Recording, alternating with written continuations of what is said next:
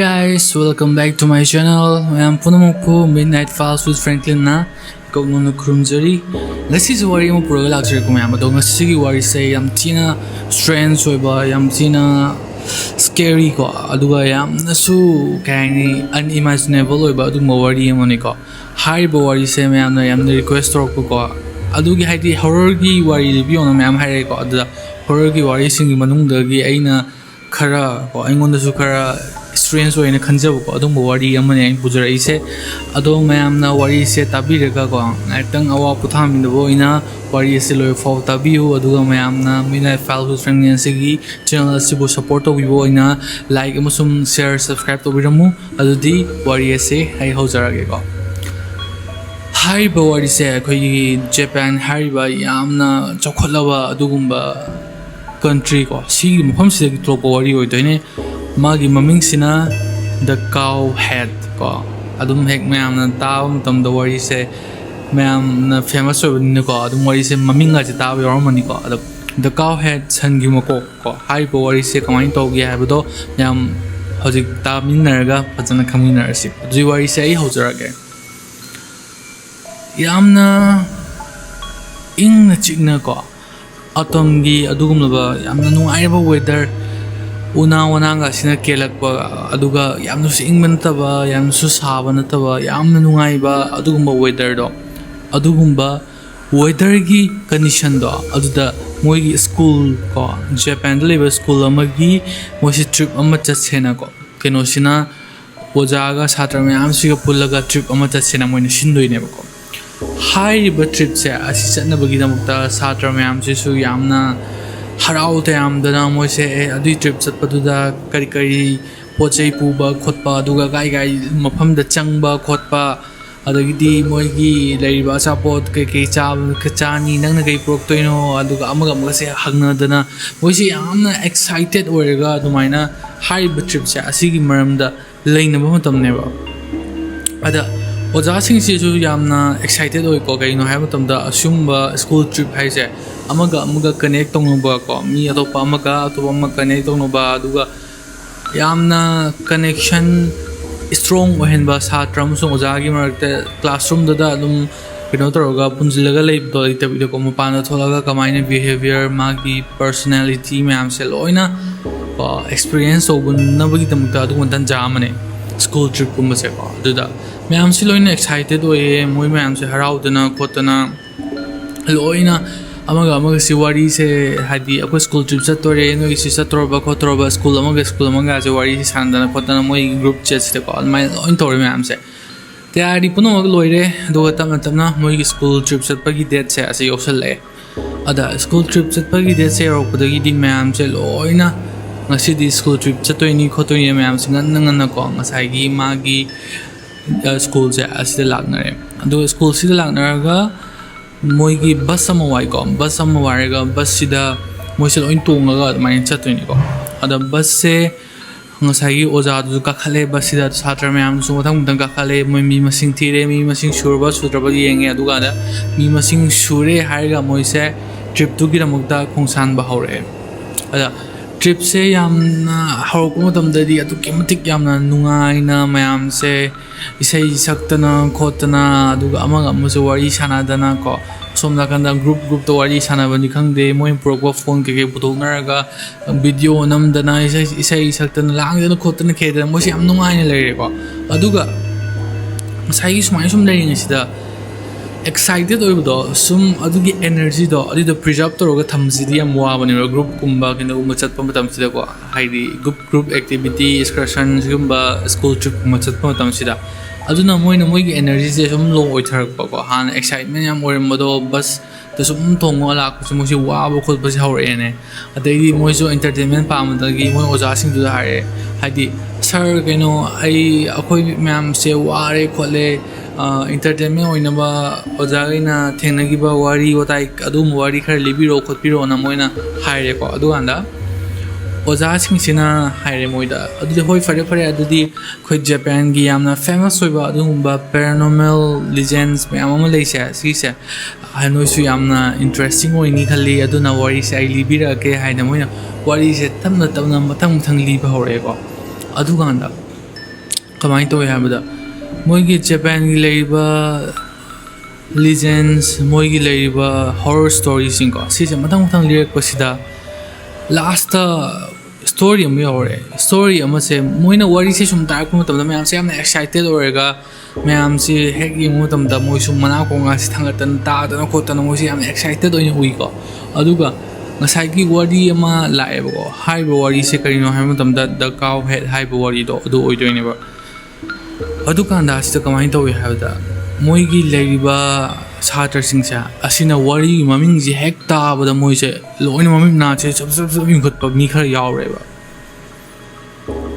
ꯃꯔꯝꯗꯤ ꯀꯔꯤꯒꯤꯅꯣ ꯍꯥꯏꯕ ꯃꯇꯝꯗ ꯋꯥꯔꯤꯁꯤꯒꯤ ꯋꯥꯔꯅꯤꯡ ꯈꯔ ꯂꯩꯌꯦꯕꯀꯣ ꯁꯤꯒꯤ ꯋꯥꯔꯅꯤꯡꯁꯦ ꯃꯣꯏꯅ ꯃꯣꯏꯒꯤ ꯄꯦꯔꯦꯟꯁꯇꯒꯤ ꯑꯗꯨꯒ ꯃꯣꯏꯒꯤ ꯅꯣꯟꯗ ꯃꯣꯏꯅ ꯈꯪꯖꯕꯤꯀꯣ ꯑꯗꯨꯒꯨꯝꯕꯗꯒꯤ ꯅꯠꯇ꯭ꯔꯒ ꯃꯣꯏꯒꯤ ꯒ꯭ꯔꯥꯟꯐꯥꯗꯔ ꯒ꯭ꯔꯥꯟꯃꯗꯔꯁꯤꯡꯅ ꯃꯣꯏꯗ ꯍꯥꯏꯕꯤꯔꯛꯄꯀꯣ ꯑꯗꯨꯒꯤ ꯃꯇꯨꯡ ꯏꯟꯅ ꯋꯥꯔꯤꯁꯦ ꯀꯔꯤꯒꯨꯝꯕ ꯀꯅꯥꯒꯨꯝꯕ ꯑꯃꯅ ꯍꯦꯛ ꯂꯤꯕ ꯍꯧꯔꯛꯀꯕ ꯑꯗꯨ ꯑꯣꯏꯇꯥꯔꯗꯤ ꯅꯣꯏ ꯋꯥꯔꯤꯗꯣ ꯂꯤꯒꯅꯨ ꯍꯥꯏꯗꯅ ꯅꯣꯏꯅ ꯈꯥꯝꯃꯨ ꯍꯥꯏꯌꯦꯕ ꯀꯣ ꯑꯗꯨꯒ ꯋꯥꯔꯤꯁꯦ ꯀꯔꯤꯒꯨꯝꯕ ꯂꯤꯕ ꯍꯧꯔꯛꯑꯕ ꯃꯤꯁꯤꯅ ꯑꯗꯨ ꯑꯣꯏꯇꯥꯔꯗꯤ ꯅꯪ ꯅꯥꯀꯣꯡ ꯃꯦꯟꯁꯜꯂꯒ ꯋꯥꯔꯤꯁꯦ ꯇꯥꯗꯅ ꯑꯗꯨꯝ ꯆꯞ ꯌꯨꯡꯉꯒ ꯅꯪ ꯅꯁꯥꯒꯤ ꯐꯝꯃꯤꯕ ꯖꯒꯥꯗꯨꯗꯒꯤ ꯂꯦꯡꯗꯕꯤꯗ ꯂꯩꯌꯨ ꯍꯥꯏꯕ ꯁꯤꯒꯤꯁꯦ ꯌꯥꯝꯅ ꯁ꯭ꯇ꯭ꯔꯦꯟꯖ ꯑꯣꯏꯀꯣ ꯋꯥꯔꯤꯁꯦ ꯀꯔꯤꯒꯤꯅꯣꯗꯤ ꯈꯪꯗ꯭ꯔꯦꯀꯣ ꯃꯣꯏꯁꯦ ꯑꯝꯇ ꯑꯗꯨꯒ ꯉꯁꯥꯏꯒꯤ ꯑꯣꯖꯥꯁꯦ ꯑꯁꯤꯅ ꯁꯥꯇ꯭ꯔ ꯃꯌꯥꯝꯁꯤꯗ ꯑꯩ ꯁꯤꯒꯤ ꯋꯥꯔꯤꯁꯦ ꯂꯤꯔꯛꯑꯒꯦ ꯈꯣꯠꯂꯛꯑꯒꯦ ꯇꯧꯕꯗꯨꯗ ꯁꯥꯇ꯭ꯔ ꯈꯔꯗꯤ ꯄꯥꯈꯠꯇꯅ ꯈꯣꯠꯇꯅ ꯑꯗꯨꯃꯥꯏꯅ ꯑꯣꯖꯥ ꯑꯗꯨꯒꯤ ꯋꯥꯔꯤꯗꯨꯗ ꯂꯤꯕꯤꯔꯛꯀꯅꯨ ꯈꯣꯠꯂꯛꯀꯅꯨ ꯑꯗꯨ ꯅꯠꯇꯕ ꯑꯇꯣꯞꯄ ꯂꯩꯔꯤꯕ ꯋꯥꯔꯤ ꯃꯌꯥꯝꯁꯤꯗ ꯂꯤꯌꯣ ꯈꯣꯠꯂꯣꯅ ꯃꯣꯏꯗꯤ ꯈꯔ ꯀꯤꯒꯟꯕ ꯁꯥꯇ꯭ꯔꯁꯤꯡꯁꯤꯅ ꯑꯗꯨꯃꯥꯏꯅ ꯍꯥꯏꯔꯦꯀꯣ ꯑꯗꯨꯀꯥꯟꯗ ꯑꯇꯣꯞꯄ ꯁꯥꯇ꯭ꯔꯁꯤꯡꯁꯤꯅ ꯀꯩ ꯍꯥꯏ ꯍꯥꯏꯕ ꯃꯇꯝꯗ ꯑꯁ ꯀꯩꯁꯨ ꯀꯥꯟꯅꯗꯕꯗ ꯅꯣꯏꯅ ꯀꯤꯔꯤꯗꯣ ꯈꯣꯠꯂꯤꯗꯣ ꯀꯩꯁꯨ ꯑꯣꯏꯔꯣꯏꯗꯕꯅꯤ ꯈꯣꯠꯂꯣꯏꯗꯕꯅꯤꯀꯣ ꯑꯗꯨꯃꯥꯏꯅ ꯍꯥꯏꯔꯒ ꯈꯣꯠꯂꯒ ꯃꯣꯏꯅ ꯉꯁꯥꯏꯒꯤ ꯑꯣꯖꯥꯗꯨꯗ ꯋꯥꯔꯤꯗꯣ ꯂꯤꯔꯛꯑꯣ ꯈꯣꯠꯂꯣ ꯁꯥꯔ ꯃꯣꯏꯅ ꯍꯥꯏꯔꯤꯁꯦ ꯀꯩꯝ ꯀꯥꯟꯗ ꯑꯁ ꯃꯆꯤꯟ ꯊꯤꯔꯤꯅꯤ ꯈꯣꯠꯂꯤꯅꯤ ꯀꯩꯁꯨꯝ ꯇꯧꯔꯣꯏ ꯈꯣꯠꯂꯣꯏ ꯇꯧꯔꯒ ꯃꯣꯏ ꯃꯌꯥꯝꯁꯤꯅ ꯑꯗꯨꯃꯥꯏꯅ ꯌꯦꯠꯅꯕꯁꯦ ꯍꯧꯔꯛꯑꯦꯅꯦ ꯑꯗꯒꯤꯗꯤ ꯑꯣꯖꯥꯁꯤꯅ ꯑꯦꯂꯥꯁ ꯃꯥꯅ ꯋꯥꯔꯤꯁꯦ ꯂꯤꯕ ꯍꯧꯔꯛꯇꯣꯏꯅꯦꯕ ꯗ ꯀꯥꯎ ꯍꯦꯠ ꯍꯥꯏꯔꯤꯕ ꯋꯥꯔꯤꯁꯦ ꯑꯁꯤ ꯍꯦꯛ ꯂꯤꯕ ꯍꯧꯔꯛꯄꯁꯤꯗ ꯁꯥꯇ꯭ꯔ ꯃꯌꯥꯝꯁꯦ ꯇꯨꯃꯤꯟ ꯂꯩꯌꯦꯕꯀꯣ ꯑꯗꯨꯒ ꯃꯣꯏꯁꯦ ꯇꯨꯃꯤꯟꯅ ꯂꯩꯔꯝꯕꯗꯒꯤ ꯈꯔ ꯑꯃꯅ ꯉꯥꯛꯇꯪ ꯂꯩꯔꯒ ꯁꯥꯇ꯭ꯔꯁꯤꯡꯁꯤꯅ ꯂꯥꯎꯕ ꯍꯧꯔꯛꯑꯦꯅꯦ ꯑꯗꯒꯤꯗꯤ ꯁꯥꯇ꯭ꯔ ꯈꯔꯁꯤꯡꯁꯤꯅ ꯌꯥꯝꯅ ꯁꯥꯔꯀꯥꯁꯇꯤꯛ ꯑꯣꯏꯕ ꯃꯣꯏꯒꯤ ꯋꯥꯉꯥꯡ ꯑꯗꯒꯤꯗꯤ ꯃꯃꯤꯠꯀꯥꯁꯦ ꯅꯣꯏꯁꯟꯕꯤ ꯑꯗꯨꯒ ꯃꯀꯣꯛꯀꯥꯁꯦ ꯒꯣꯔꯣ ꯄꯥꯏꯔꯒ ꯑꯗꯨꯃꯥꯏꯅ ꯌꯥꯝꯅ ꯃꯁꯥꯁꯦ ꯀꯩ ꯍꯥꯏꯅꯤ ꯂꯩꯇꯥꯐꯝ ꯈꯪꯗꯕ ꯑꯗꯨꯒꯨꯝꯕ ꯑꯦꯟꯖꯥꯏꯇꯤ ꯑꯗꯒꯤꯗꯤ ꯁꯥꯏꯀ꯭ꯔꯤꯇꯤꯛ ꯑꯣꯏꯕ ꯌꯥꯝ ꯃꯤꯁꯦ ꯉꯥꯎꯔꯕꯒꯤ ꯁ꯭ꯇꯥꯏꯜꯗꯀꯣ ꯑꯗꯨꯃꯥꯏꯅ ꯑꯟꯅꯦꯆꯔꯦꯜ ꯑꯣꯏꯕ ꯕꯤꯍꯦꯕꯤꯌꯔ ꯃꯌꯥꯝ ꯑꯃ ꯇꯧꯕ ꯍꯧꯔꯛꯑꯦꯕ ꯑꯗꯒꯤꯗꯤ ꯁꯤꯒꯤ ꯕꯤꯍꯦꯕꯤꯌꯔ ꯃꯌꯥꯝꯁꯤ ꯎꯕꯗꯒꯤꯗꯤ ꯉꯁꯥꯏꯒꯤ ꯕꯁꯀꯤ ꯗ꯭ꯔꯥꯏꯚꯔꯗꯨꯅꯁꯨ ꯌꯦꯡꯕ ꯃꯇꯝꯗ ꯀꯩꯅꯣꯝꯃ ꯇꯧꯕ ꯃꯉꯣꯟꯗꯁꯨ ꯑꯗꯨꯃꯥꯏꯅ ꯐꯥꯎꯕꯁꯦ ꯍꯧꯔꯛꯑꯕꯀꯣ ꯂꯩꯔꯤꯕ ꯁꯥꯇ꯭ꯔ ꯃꯌꯥꯝꯗꯨꯗ ꯅꯠꯇꯕ ꯍꯧꯖꯤꯛꯀꯤ ꯕꯁ ꯗ꯭ꯔꯥꯏꯚꯔ ꯃꯥꯗꯤ ꯑꯍꯟꯅꯤꯗꯅꯀꯣ ꯃꯉꯣꯟꯗꯁꯨ ꯑꯗꯨꯃꯥꯏꯅ ꯉꯁꯥꯏꯒꯤ ꯀꯩꯅꯣꯁꯦ ꯍꯥꯏꯗꯤ ꯌꯥꯝꯅ ꯄꯦꯅꯤꯛ ꯑꯣꯏꯕ ꯌꯥꯝꯅ ꯀꯤꯕ ꯑꯗꯨꯒ ꯁ꯭ꯀꯤꯖꯣꯐ꯭ꯔꯦꯅꯤꯛ ꯑꯣꯏꯕꯒꯨꯝꯕ ꯃꯤꯠꯇ ꯃꯁꯦꯡ ꯃꯔꯥꯡ ꯎꯕꯒꯨꯝꯕꯁꯦ ꯍꯧꯔꯛꯑꯦꯅꯦ ꯑꯗꯩꯗꯤ ꯑꯣꯖꯥꯁꯤꯁꯨ ꯀꯩꯅꯣ ꯇꯧꯋꯦꯕ ꯃꯥꯅ ꯋꯥꯔꯤ ꯂꯤꯔꯤꯁꯦ ꯃꯥ ꯃꯁꯥꯅ ꯈꯥꯝꯖꯕꯁꯦ ꯉꯝꯃꯛꯇ꯭ꯔꯕ ꯃꯥ ꯃꯁꯥꯅ ꯋꯥꯔꯤꯁꯦ ꯂꯤꯔꯒ ꯑꯗꯨꯝ ꯃꯥꯁꯦ ꯇ꯭ꯔꯥꯟꯁ ꯑꯃꯗ ꯆꯠꯈꯤꯕꯗꯧ ꯇꯧꯔꯦꯕ ꯃꯥꯒꯤ ꯃꯃꯤꯠꯁꯦ ꯑꯃ ꯁꯠꯇꯤꯡꯅ ꯍꯥꯏꯗꯤ ꯀꯔꯥꯏꯗ ꯌꯦꯡꯉꯤꯅꯣ ꯈꯪꯗꯦꯅ ꯃꯥꯂꯪꯗ ꯃꯃꯤꯠꯁꯦ ꯇꯔꯪ ꯑꯃꯗ ꯌꯦꯡꯉꯒ ꯂꯩꯔꯒ ꯃꯥꯁꯤꯅ ꯀꯩꯅꯣ ꯇꯧꯔꯦ ꯋꯥꯔꯤꯁꯦ ꯑꯗꯨꯝ ꯃꯆꯤꯟꯁꯤꯗꯒꯤ ꯂꯦꯞꯇꯅ ꯋꯥꯔꯗ ꯕꯥꯏ ꯋꯥꯔꯗ ꯇꯞꯅ ꯋꯥꯔꯤꯁꯦ ꯌꯥꯝꯅ ꯀꯤꯕ ꯌꯥꯝꯅ ꯑꯟꯁꯦꯇꯂꯤꯡ ꯑꯣꯏꯕ ꯇꯣꯟ ꯑꯃꯗ ꯋꯥꯔꯤꯁꯦ ꯑꯗꯨꯝ ꯂꯤꯕ ꯍꯧꯔꯛꯑꯦꯀꯣ ꯃꯥꯁꯦ ꯑꯗꯒꯤꯗꯤ ꯉꯁꯥꯏꯒꯤ ꯃꯣꯏꯒꯤ ꯕꯁꯁꯦ ꯑꯁꯤ ꯂꯝꯕꯤꯁꯦ ꯆꯨꯝꯅ ꯃꯦꯟ ꯔꯣꯗꯇ ꯆꯠꯂꯝꯕꯗꯒꯤ ꯍꯧꯖꯤꯛ ꯃꯥꯎꯟꯇꯦꯟ ꯌꯥꯝꯅ ꯐꯣꯔꯦꯁ ꯃꯔꯛꯇ ꯂꯝꯕꯤꯁꯦ ꯄꯥꯛ ꯍꯥꯏꯖꯤꯟꯈ꯭ꯔꯦꯅꯦ ꯕꯁꯁꯦ ꯑꯗꯒꯤꯗꯤ ꯃꯌꯥꯝꯁꯤꯅ ꯀꯩ ꯍꯥꯏꯅꯤ ꯃꯣꯏꯁꯦ ꯀꯤꯕꯗꯩ ꯈꯔ ꯑꯃꯅ ꯂꯥꯎꯕꯅꯤ ꯈꯪꯗꯦ ꯈꯔ ꯑꯃꯅ ꯕꯁꯁꯤꯗ ꯍꯪꯀꯠ ꯍꯟꯗ ꯆꯦꯜꯂꯒ ꯈꯔ ꯑꯃꯅ ꯑꯣꯖꯥ ꯇꯣꯛꯑꯣ ꯅꯪꯅ ꯂꯤꯕ ꯋꯥꯔꯤꯗꯣ ꯑꯝꯇꯗꯤ ꯇꯣꯛꯑꯣ ꯈꯣꯠꯂꯣ ꯇꯧꯔꯒ ꯂꯥꯎꯕꯅꯤ ꯈꯪꯗꯦ ꯑꯗꯨꯃꯥꯏꯅ ꯇꯧꯔꯒ ꯕꯁꯁꯤ ꯃꯔꯛꯁꯤꯗ ꯆꯦꯜꯂꯒ ꯃꯌꯥꯝꯁꯦ ꯁꯨꯃꯥꯏꯅ ꯇꯧꯕ ꯍꯧꯔꯛꯑꯦ ꯑꯗꯒꯤꯗꯤ ꯀꯃꯥꯏꯅ ꯇꯧꯒꯦꯗ ꯉꯁꯥꯏꯒꯤ ꯃꯤ ꯃꯌꯥꯝꯁꯦ ꯂꯣꯏꯅ ꯀꯤꯅꯕ ꯍꯧꯔꯛꯑꯦꯅꯦ ꯑꯗꯨꯒ ꯇꯞꯅ ꯃꯌꯥꯝꯁꯦ ꯃꯣꯏ ꯃꯁꯥꯅ ꯇꯧꯔꯤꯁꯦ ꯀꯔꯤꯅꯣꯅ ꯈꯪꯖꯔꯛꯇ꯭ꯔꯦꯕꯀꯣ ꯃꯤ ꯑꯃꯅ ꯂꯥꯎꯕ ꯍꯧꯔꯛꯄꯗꯒꯤ ꯃꯊꯪ ꯃꯤ ꯑꯃꯗ ꯑꯃꯨꯛ ꯋꯥꯏꯔꯛꯄꯗꯒꯤ ꯃꯊꯪ ꯃꯤ ꯑꯅꯤ ꯂꯥꯎꯕ ꯍꯧꯔꯦ ꯍꯧꯖꯤꯛꯇꯤ ꯃꯤ ꯑꯅꯤꯗꯒꯤ ꯃꯤ ꯃꯔꯤ ꯃꯤ ꯃꯔꯤꯗꯒꯤ ꯃꯤ ꯅꯤꯄꯥꯟ ꯁꯨꯃꯥꯏꯅ ꯁꯨꯝ ꯃꯌꯥꯝꯁꯦ ꯃꯊꯪ ꯇꯧꯔꯒ ꯃꯣꯏ ꯕꯁꯇ ꯂꯩꯔꯤꯕ ꯃꯤ ꯃꯌꯥꯝꯁꯦ ꯄꯨꯂꯞ ꯑꯉꯥꯎꯕꯒꯤ ꯇꯥꯏꯞꯇ ꯕꯁꯁꯤꯗ ꯍꯦꯛꯇ ꯍꯪꯒꯠ ꯍꯟꯗꯥ ꯆꯠꯂꯒ ꯕꯁꯁꯤꯗ ꯄꯦꯔꯦ ꯍꯥꯏꯔꯒ ꯃꯣꯏꯅ ꯂꯥꯛꯏꯕ ꯂꯝꯕꯤꯁꯤꯗꯀꯣ ꯑꯗꯨꯃꯥꯏꯅ ꯇꯧꯔꯒ ꯂꯥꯛꯑꯒ ꯃꯣꯏꯁꯦ ꯂꯩꯔꯦꯅꯦ ꯑꯗꯨꯀꯥꯟꯁꯤꯗ ꯀꯃꯥꯏꯅ ꯇꯧꯒꯦꯗ ꯍꯧꯖꯤꯛꯀꯤ ꯕꯁ ꯃꯅꯨꯡꯗ ꯌꯥꯎꯔꯤꯕ ꯑꯣꯖꯥꯗꯣ ꯃꯥꯅ ꯂꯤꯔꯤꯕ ꯋꯥꯔꯤꯗꯣ ꯑꯗꯨꯗꯤ ꯂꯣꯏꯗ꯭ꯔꯤ ꯐꯥꯎꯕ ꯃꯥꯒꯤ ꯃꯃꯤꯠꯇꯣ ꯇ꯭ꯔꯥꯟꯁ ꯑꯃꯗ ꯌꯦꯡꯈ꯭ꯔꯒ ꯑꯗꯨꯝ ꯋꯥꯔꯤꯗꯣ ꯂꯤꯔꯒ ꯂꯩꯔꯦꯕ ꯍꯧꯖꯤꯛ ꯐꯥꯎꯕꯗ ꯀꯅꯥꯝꯇꯅꯁꯨ ꯈꯥꯝꯕ ꯃꯇꯝꯗ ꯋꯥꯔꯤꯗꯨ ꯇꯣꯛꯑꯣ ꯌꯥꯗ꯭ꯔꯦ ꯋꯥꯔꯤꯗꯨ ꯇꯣꯛꯇ꯭ꯔꯕꯅꯤꯅ ꯋꯥꯔꯤꯗꯨ ꯂꯤꯔꯕꯅꯤꯅ ꯋꯥꯔꯤꯗꯨ ꯍꯦꯛ ꯇꯥꯔꯨꯕꯗꯒꯤ ꯃꯌꯥꯝꯗꯨ ꯂꯣꯏꯅ ꯉꯥꯎꯕ ꯍꯧꯔꯛꯑꯦ ꯑꯗꯒꯤꯗꯤ ꯀꯃꯥꯏꯅ ꯇꯧꯏ ꯍꯥꯏꯕꯗ ꯃꯣꯏꯁꯦ ꯒ꯭ꯌꯥꯟ ꯑꯝꯇ ꯇꯥꯗꯕꯤꯗꯀꯣ ꯕꯁꯁꯤꯅ ꯀꯩꯅꯣ ꯇꯧꯔꯒ ꯗꯤꯖꯥꯁꯇꯔ ꯑꯃ ꯊꯣꯛꯀꯗꯣꯏ ꯇꯧꯋꯦꯕ ꯊꯣꯝꯖꯤꯜꯂꯒ ꯃꯥꯁꯦ ꯎꯪꯉꯒ ꯇꯥꯔꯒ ꯑꯗꯨꯃꯥꯏꯅ ꯗꯤꯖꯥꯁꯇꯔ ꯑꯦꯛꯁꯤꯗꯦꯟ ꯑꯃ ꯊꯣꯛꯇꯣꯏ ꯇꯧꯕ ꯑꯗꯨꯀꯥꯟꯗ ꯑꯦꯛꯁꯤꯗꯦꯟꯁꯤ ꯊꯣꯛꯍꯧꯗꯕꯤꯗ ꯃꯣꯏꯅ ꯍꯥꯏꯕ ꯋꯥꯔꯤꯁꯦ ꯃꯥꯟꯅꯗꯕ ꯂꯩꯀꯣ ꯈꯔ ꯑꯃꯗꯅ ꯑꯦꯛꯁꯤꯗꯦꯟꯒꯨꯝꯕ ꯊꯣꯛꯏ ꯍꯥꯏ ꯈꯔ ꯑꯃꯗ ꯑꯦꯛꯁꯤꯗꯦꯟ ꯊꯣꯛꯇꯦ ꯍꯥꯏꯀꯣ ꯑꯗꯣ ꯑꯌꯥꯝꯕꯗ ꯃꯣꯏꯅ ꯍꯥꯏꯅꯔꯤꯁꯦ ꯑꯦꯛꯁꯤꯗꯦꯟ ꯊꯣꯛꯇꯕꯤꯗ ꯕꯁꯁꯦ ꯅꯥꯀꯟ ꯑꯃꯗꯀꯣ ꯐꯩꯖꯤꯜꯂꯒ ꯃꯣꯏ ꯂꯝꯕꯤꯒꯤ ꯅꯥꯀꯟ ꯑꯃꯗ ꯐꯩꯖꯤꯜꯂꯒ ꯕꯁꯁꯦ ꯈꯥꯝꯃꯒ ꯑꯗꯨꯃꯥꯏꯅ ꯂꯩꯈ꯭ꯔꯦꯕ ꯑꯗꯨꯒ ꯉꯁꯥꯏꯒꯤ ꯕꯁꯁꯦ ꯁꯨꯃꯥꯏꯅ ꯂꯩꯈꯤꯕꯗꯒꯤ ꯅꯥꯀꯟ ꯑꯣꯏꯇ ꯆꯠꯄ ꯃꯤꯈꯩꯁꯤꯅ ꯕꯁ ꯑꯃ ꯑꯥꯗ ꯕꯁ ꯑꯆꯧꯕ ꯃꯣꯏ ꯁ꯭ꯀꯨꯜꯒꯤ ꯕꯁ ꯑꯃ ꯑꯦꯛꯁꯀꯔꯁꯟ ꯂꯥꯛꯄ ꯃꯥꯜꯂꯦ ꯃꯣꯏꯒꯤꯗꯣ ꯑꯗꯨ ꯑꯦꯛꯁꯀꯔꯁꯟ ꯂꯥꯛꯑꯒ ꯑꯁꯣꯝ ꯅꯥꯀꯟꯗ ꯀꯩꯅꯣ ꯇꯧꯔꯒ ꯆꯪꯁꯤꯜꯂꯒ ꯈꯥꯝꯃꯒ ꯂꯩꯈ꯭ꯔꯦ ꯃꯣꯏꯁꯦ ꯕꯁꯁꯦ ꯂꯦꯡꯗ꯭ꯔꯦ ꯉꯁꯥꯏ ꯃꯌꯥꯝ ꯉꯁꯥꯏꯗꯒꯤ ꯇꯧꯕꯅꯦ ꯑꯩꯈꯣꯏꯅꯁꯨ ꯐꯅ ꯌꯦꯡꯉꯕꯅꯤ ꯕꯁꯁꯦ ꯑꯗꯣ ꯕꯁꯁꯦ ꯂꯦꯡꯗ꯭ꯔꯦꯅ ꯃꯌꯥꯝꯁꯤꯅ ꯂꯣꯏꯅ ꯀꯩꯅꯣ ꯇꯧꯔꯛꯑꯦꯅꯦ ꯍꯥꯏꯔꯛꯑꯦꯅꯦ ꯑꯗꯨꯀꯥꯟꯗ ꯕꯁꯁꯦ ꯂꯦꯡꯗ꯭ꯔꯦ ꯍꯥꯏꯔꯛꯄꯗꯒꯤ ꯉꯁꯥꯏꯒꯤ ꯃꯣꯏꯅ ꯍꯦꯜꯞ ꯀꯧꯔꯦꯕꯀꯣ ꯍꯦꯜꯞ ꯀꯧꯔꯒ ꯄꯨꯂꯤꯁꯁꯤꯡꯁꯤ ꯂꯥꯛꯑꯦ ꯑꯗ ꯄꯨꯂꯤꯁꯁꯤꯡꯁꯤ ꯂꯥꯛꯄ ꯃꯇꯝꯁꯤꯗ ꯍꯦꯛ ꯕꯁꯀꯤ ꯊꯣꯡꯁꯤ ꯍꯦꯛ ꯆꯪꯕ ꯃꯇꯝꯗ ꯃꯅꯨꯡꯗ ꯂꯩꯔꯝꯃꯤꯕ ꯗ꯭ꯔꯤꯁ꯭ꯌꯁꯤꯗꯤ ꯌꯥꯝ ꯊꯤꯅ ꯍꯣꯔꯔ ꯃꯨꯚꯤ ꯑꯃꯗꯒꯤ ꯍꯦꯟꯅ ꯀꯤꯕ ꯗ꯭ꯔꯤꯁ꯭ꯌ ꯑꯃ ꯑꯣꯏꯔꯝꯃꯦꯕ ꯀꯃꯥꯏꯅ ꯂꯩꯔꯝꯃꯤ ꯍꯥꯏꯕ ꯃꯇꯝꯗ ꯉꯁꯥꯏꯒꯤ ꯑꯣꯖꯥꯗꯣ ꯑꯗꯨꯅ ꯇ꯭ꯔꯥꯟꯁ ꯑꯃꯗ ꯃꯥꯗꯤ ꯃꯃꯤꯠ ꯃꯅꯥꯗꯨ ꯂꯪꯈꯠꯂꯒ ꯃꯈꯥꯗꯨ ꯀꯥꯊꯣꯛꯑꯒ ꯀꯔꯤꯝꯇ ꯒ꯭ꯌꯥꯟ ꯇꯥꯗ꯭ꯔꯕ ꯃꯥ ꯉꯥꯎꯆꯠꯅꯈ꯭ꯔꯕ ꯃꯤ ꯑꯃꯗꯧꯅ ꯃꯥꯁꯤ ꯆꯞ ꯌꯨꯡꯉ ꯐꯝꯃꯒ ꯂꯩꯔꯝꯃꯦ ꯑꯗꯨꯒ ꯅꯥꯀꯟ ꯑꯣꯏꯇꯨꯗꯅ ꯄꯨꯔꯥ ꯂꯥꯟꯒꯤ ꯇꯥꯏꯞꯇ ꯃꯤ ꯃꯌꯥꯝꯁꯦ ꯂꯥꯎꯗꯅ ꯈꯣꯡꯗꯅ ꯈꯔ ꯑꯃꯅ ꯃꯅꯥꯀꯣꯡ ꯃꯩꯁꯟꯕꯤ ꯈꯔ ꯑꯃꯅ ꯇꯧꯔꯒ ꯑꯗꯨꯒ ꯈꯔ ꯑꯃꯅ ꯑꯃꯒꯁꯤ ꯃꯥꯒꯤ ꯁꯤꯠꯇ ꯀꯣꯟꯈꯠꯂꯒ ꯃꯈꯣꯡꯗꯨ ꯀꯣꯟꯈꯠꯂꯒ ꯌꯥꯝꯅ ꯑꯀꯤꯕ ꯊꯨꯞꯄꯒ ꯂꯩꯕꯒꯤ ꯇꯥꯏꯞꯇꯀꯣ ꯑꯗꯨꯃꯥꯏꯅ ꯇꯧꯔꯒ ꯃꯣꯏ ꯃꯌꯥꯝꯁꯤ ꯂꯣꯏꯅ ꯂꯩꯒ ꯂꯩꯔꯝꯃꯦꯅꯦ ꯑꯗꯨꯒ ꯕꯁꯁꯤꯗ ꯌꯥꯎꯔꯤꯕ ꯄꯣꯠ ꯆꯩꯒꯁꯦ ꯃꯊꯛ ꯃꯈꯥ ꯑꯣꯟꯗꯅ ꯑꯃꯒ ꯆꯦꯟꯕꯒꯤ ꯊꯦꯡꯖꯤꯟꯅꯕꯒꯤ ꯃꯈꯣꯡꯗ ꯁꯣꯛꯄ ꯈꯔ ꯃꯈꯨꯠꯇ ꯁꯣꯛꯄ ꯃꯃꯥꯏꯗ ꯈꯦꯠꯄ ꯈꯔ ꯑꯗꯨꯃꯥꯏꯅ ꯇꯧꯔꯒ ꯃꯌꯥꯝꯁꯤ ꯂꯣꯏꯅ ꯀ꯭ꯌꯥꯎꯇꯤꯛ ꯌꯥꯝ ꯊꯤꯅ ꯀꯤꯕ ꯌꯥꯝ ꯊꯤꯅ ꯍꯥꯏꯗꯤ ꯕꯁ ꯃꯅꯨꯡꯁꯤꯗ ꯀꯩꯅꯣꯝꯃ ꯊꯣꯛꯈ꯭ꯔꯦ ꯍꯥꯏꯕꯗꯣ ꯑꯗꯨꯃꯥꯏꯅ ꯇꯧꯕ ꯁꯤꯟ ꯑꯃꯗ ꯂꯩꯔꯝꯃꯦꯕ ꯕꯁꯁꯤꯗ ꯑꯗꯒꯤ ꯉꯁꯥꯏꯒꯤ ꯃꯌꯥꯝꯁꯤꯅ ꯒ꯭ꯌꯥꯟ ꯇꯥꯔꯛꯄ ꯃꯇꯝꯗ ꯃꯣꯏꯁꯦ ꯏꯟꯇꯔꯚ꯭ꯌꯨꯒꯤꯗꯃꯛꯇ ꯑꯃꯨꯛ ꯀꯧꯔꯦꯀꯣ ꯏꯟꯇꯔꯚ꯭ꯌꯨꯒꯤꯗꯃꯛꯇ ꯃꯌꯥꯝꯁꯦ ꯃꯊꯪ ꯁꯥꯇ꯭ꯔ ꯃꯌꯥꯝꯁꯦ ꯑꯃꯒ ꯀꯧꯔꯒ ꯑꯗꯨꯃꯥꯏꯅ ꯏꯟꯇꯔꯚ꯭ꯌꯨ ꯂꯧꯋꯦ ꯃꯣꯏꯁꯦ ꯑꯗꯨꯒ ꯑꯍꯥꯟꯕꯗ ꯉꯁꯥꯏꯒꯤ ꯃꯣꯏꯒꯤ ꯑꯣꯖꯥꯗꯣ ꯑꯗꯨꯗꯣ ꯏꯟꯇꯔꯚ꯭ꯌꯨ ꯂꯧꯋꯦꯕꯀꯣ ꯏꯟꯇꯔꯚ꯭ꯌꯨ ꯂꯧꯕ ꯃꯇꯝꯁꯤꯗ ꯃꯥꯅ ꯍꯥꯏꯁꯦ ꯃꯥ ꯀꯔꯤꯝ ꯅꯤꯡꯁꯤꯡꯗꯦ ꯁꯤꯅꯤ ꯃꯥꯅ ꯅꯤꯡꯁꯤꯡꯉꯤꯁꯦ ꯃꯥ ꯕꯨꯠꯀꯤ ꯋꯥꯔꯤ ꯑꯗꯨꯒꯨꯝꯕ ꯂꯤꯖꯦꯟ ꯀꯩꯀꯥꯗꯣ ꯑꯉꯥꯡꯉꯩꯗꯨꯗ ꯂꯤꯕ ꯑꯗꯨꯒ ꯃꯣꯏ ꯃꯌꯥꯝꯗꯨꯅ ꯀꯤꯗꯅ ꯈꯣꯠꯇꯅ ꯁꯨꯃꯥꯏꯅ ꯑꯁ ꯑꯣꯖꯥꯗꯨ ꯃꯊꯪꯗꯤꯔꯣ ꯇꯧ ꯋꯥꯔꯤꯁꯦ ꯃꯊꯪ ꯂꯤꯈꯤꯕꯗꯣ ꯑꯗꯨꯗꯤ ꯅꯤꯡꯁꯤꯡꯉꯤ ꯑꯗꯨꯒ ꯇꯁꯦꯡꯅ ꯉꯁꯥꯏꯒꯤ ꯃꯌꯥꯝꯁꯤꯗ ꯉꯥꯎꯔꯒ ꯈꯣꯠꯂꯒ ꯑꯗꯨꯃꯥꯏꯅ ꯇꯧꯔꯛꯈꯤꯕꯗꯣ ꯃꯥ ꯅꯤꯡꯁꯤꯡꯗ꯭ꯔꯦ ꯍꯥꯏꯌꯦꯕꯀꯣ ꯑꯗꯨꯅ ꯇꯥꯛꯄꯗꯤ ꯉꯁꯥꯏꯒꯤ ꯋꯥꯔꯤꯁꯦ ꯃꯥꯅ ꯂꯤꯕ ꯃꯇꯝꯗ ꯃꯥꯅ ꯂꯤꯔꯤꯗꯣ ꯃꯥ ꯃꯁꯥꯅ ꯅꯤꯡꯁꯤꯡꯖꯗꯅ ꯃꯥꯒꯤ ꯑꯟꯀonscious ꯋꯥꯔꯤꯗꯣ ꯂꯣꯏꯅ ꯂꯤꯕꯅꯦꯕ ꯃꯥꯅ ꯇꯧꯔꯝꯃꯤꯁꯦ